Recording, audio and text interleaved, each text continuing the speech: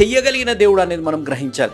మీరు ఎంతోమంది జీవితాల్లో బైబిల్లో మీరు గమనించి, ఎంతమంది జీవితాలు, యోసేపు గారిని, యోబు గారిని, మీరు రూతు గారిని మీరు గ్రహించిన కానీ, ఇంకా అనేక మంది విశ్వాసుల జీవితాలలో మీరు గ్రహిస్తే, వారు చీకటిలో ఉండి వారికే వారు సొంతంగా కుయుక్తులతోని, సొంత తెలివితోటలతో బయటకు వస్తానికి రాలేదు. దేవుడిపైయే ఆధారపడ్డారు. వారు చీకటిలో దేవుడిని నమ్మకంగా సేవించారు, వెలుగులోకి దేవుడు తెచ్చారు. కానీ మనుషులు సృష్టించే వెలుగులోకి వచ్చి ఒంటరితనంలో ఉండేదానికంటే చీకటిలో దేవుడిపై ఆశ్రయించి దేవుడి యందు నమ్మకంగా జీవిస్తే ఎంతో మేలు అనే విధంగా వారు జీవించారు. ఈరోజు నీవు నేను జీవిస్తున్నాం. ఒక్కసారి ఆలోచించాలి. మనం సొంతగా ఏదో చేయాలని ప్రయత్నిస్తే మనం పడిపోతాము. కానీ దేవుడి యందు చీకటిలో నమ్మకంగా జీవిస్తే వెలుగులో నిలబడి అనేకులకి వెలుగుగా దేవుడు మార్చే దేవుడు ఉన్నారు. ఆ విధంగా దేవుడు మిమ్మల్ని మార్చునుగాక.